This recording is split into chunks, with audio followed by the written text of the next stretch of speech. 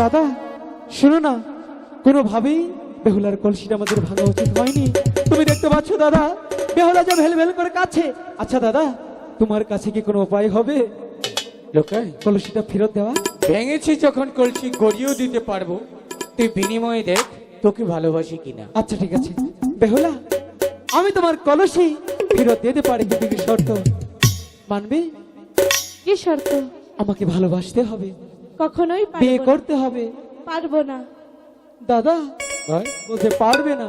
ঠিক আছে, পরেরটা আমি দেখছি। যাও। ঠিক আছে, তোমার কলসি দরকার তাই না বেহুলা? হ্যাঁ ঠিক আছে, ওই তো সামনে বকুল গাছ, ওখানে গিয়ে দাঁড়াও, তোমার কলসি দিয়ে দেবো।